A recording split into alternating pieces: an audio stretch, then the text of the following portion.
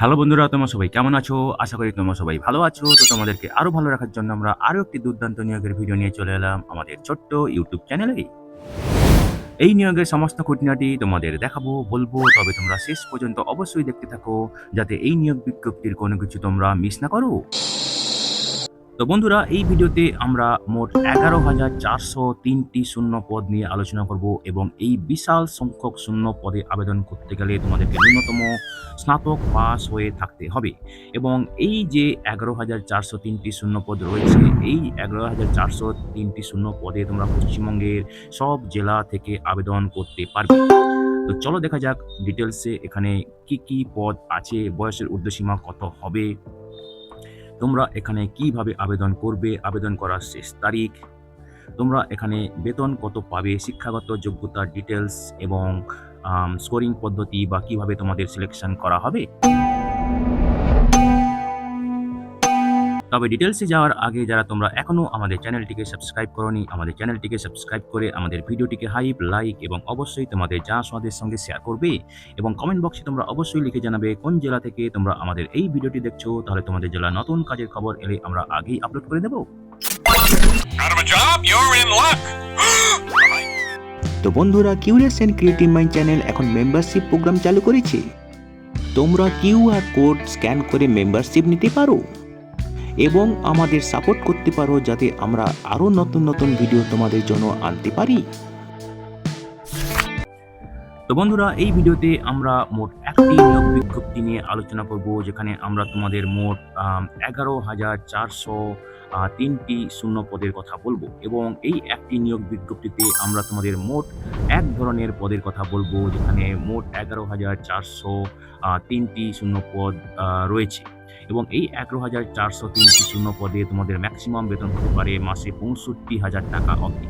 বিভিন্ন পদের ক্ষেত্রে বিভিন্ন রকম হতে পারে, তবে ম্যাক্সিমাম তোমাদের 65,000 হতে পারে অভিজ্ঞতার উপর ভিত্তি করে।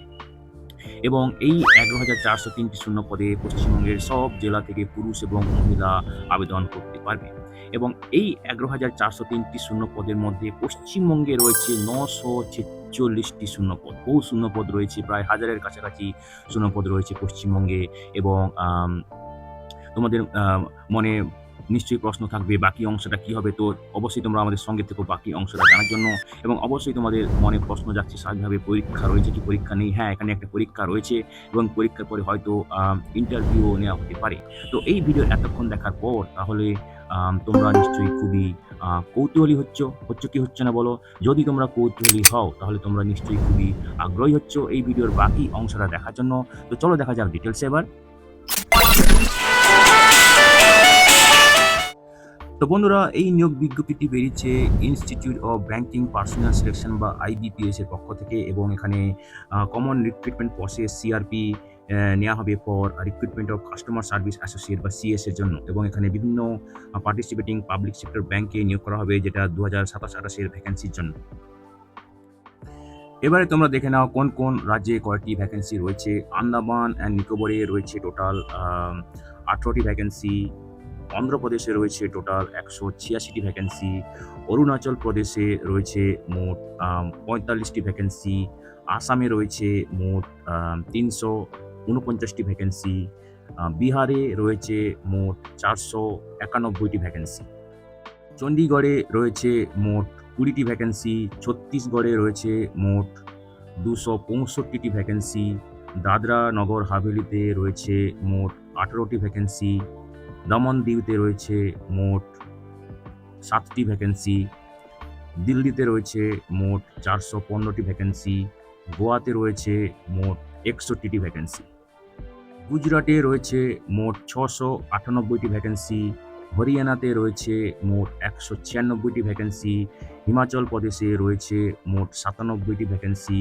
জম্মু কাশ্মীরে রয়েছে মোট 67টি ভ্যাকেন্সি।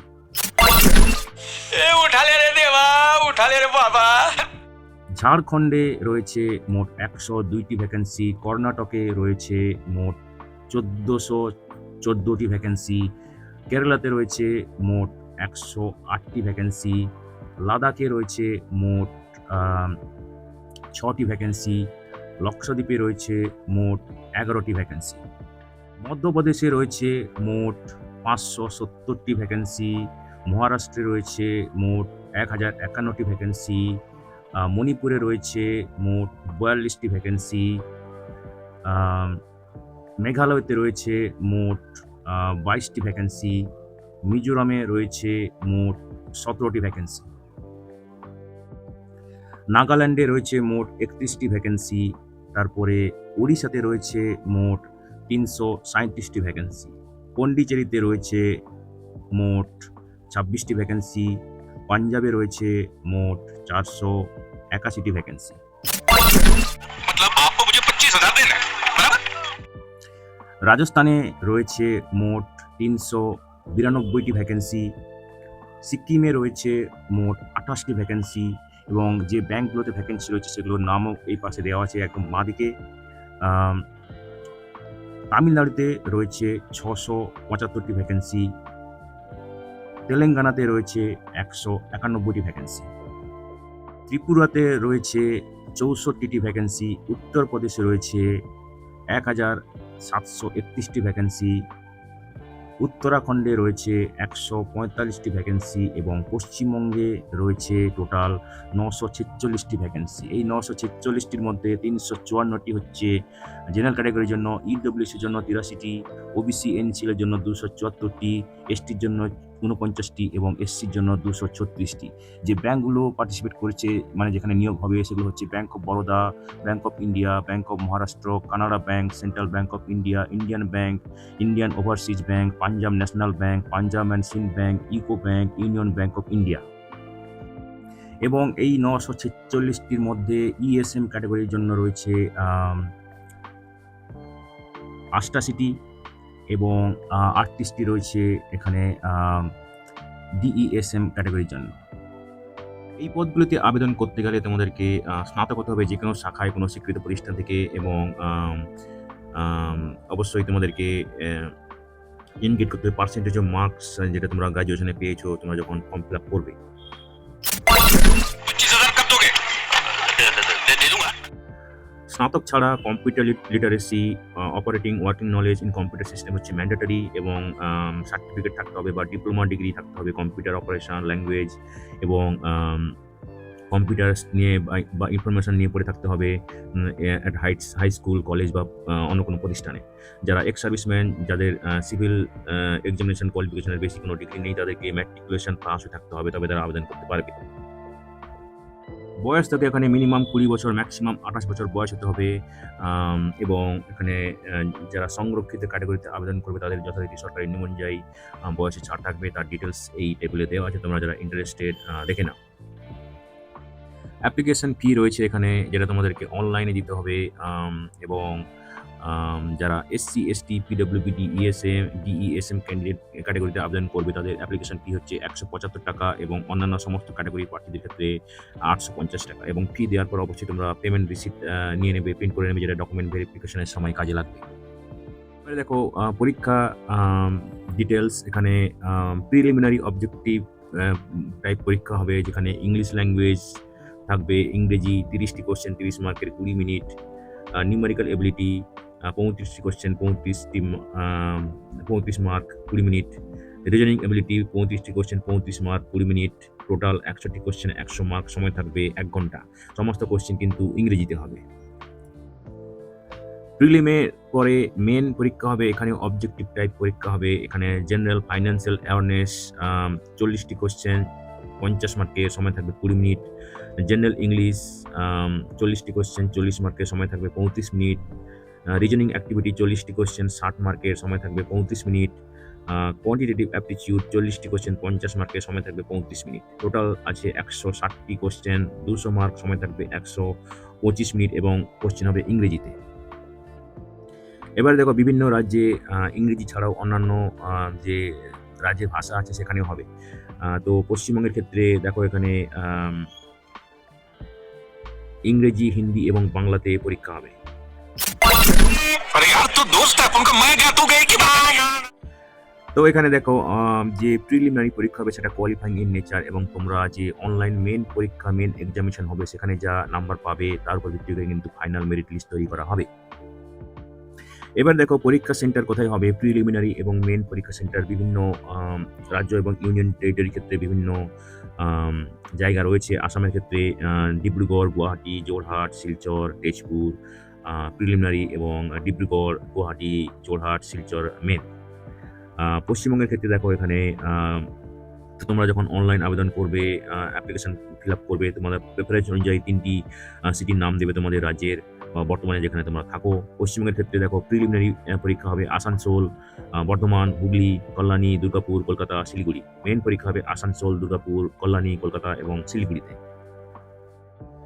কিভাবে আবেদন করবে দেখো, তোমাদেরকে অনলাইনে আবেদন করতে হবে আইবিপিএস এর যে ওয়েবসাইট, যেটা হচ্ছে www.ibps.in, এবং সেখানে গিয়ে তোমাদেরকে হোম পেজে গিয়ে ওপেন করতে হবে লিঙ্ক CRPCSA, তারপরে ক্লিক করতে হবে option click here to apply online for CRP customer service associates CRPCSA XBI, এবং এখানে তোমাদেরকে যদি আগে রেজিস্ট্রেশন না করে থাকো রেজিস্ট্রেশন করতে হবে, এবং তারপরে ভ্যালিড ইমেল এবং ফোন নম্বর দিয়ে তোমাদেরকে সেটা করতে হবে, এবং তারপরে তোমাদেরকে আপলোড করতে হবে photograph, signature, left thumb impression, তারপরে hand written declaration, certificate as mention clause কে, যেটা আমরা একটু পরেই বলবো, ক্লাস 10-এর সার্টিফিকেট এবং অন্যান্য যা সমস্ত ডকুমেন্ট লাগবে সেগুলো তোমাদের আপলোড করতে হবে।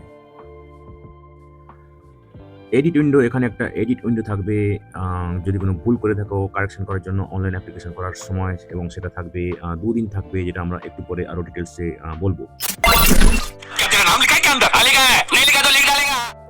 অনলাইন আবেদন শুরু করার আগে তোমাদেরকে ফটোগ্রাফ রেডি রাখতে হবে, সিগনেচার রাখতে হবে, left thumb impression, hand written declaration, class 10-এর অথবা ইকুইভ্যালেন্ট সার্টিফিকেট ক্লজ কে, যেটা আমরা একটু পরেই বলবো, এগুলো রেডি রাখতে হবে।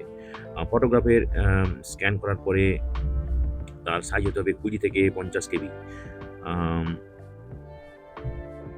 সিগনেচার স্ক্যান করার পর সাইজ হতে হবে 10 থেকে 20 কেবির মধ্যে।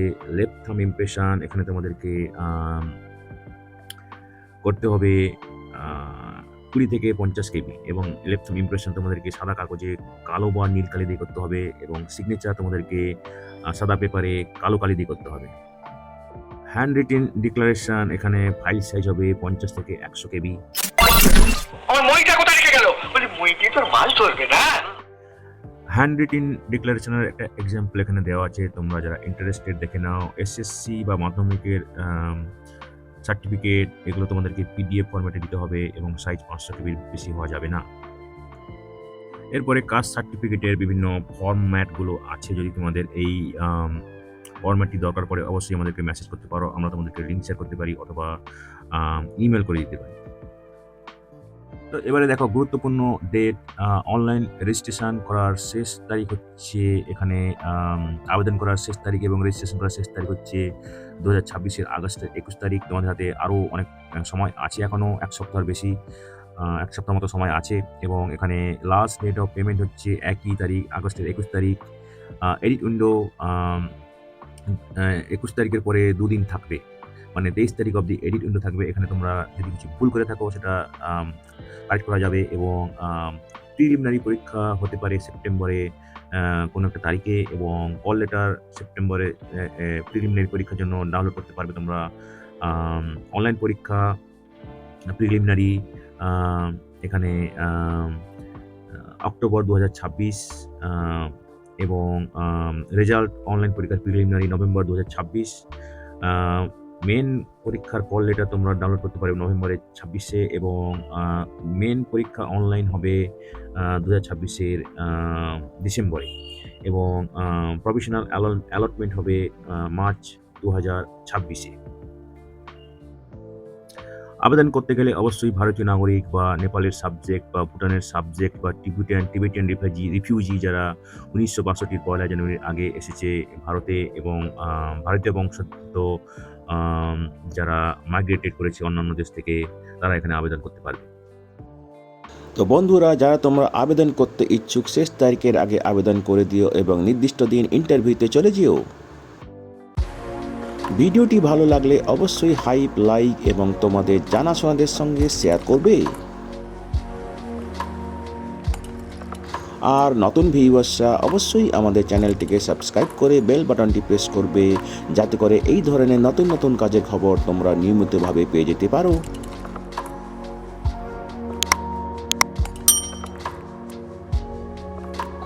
তো বন্ধুরা, ভালো থাকবে, সুস্থ থাকবে। দেখা হবে তাহলে পরের ভিডিওতে আবার।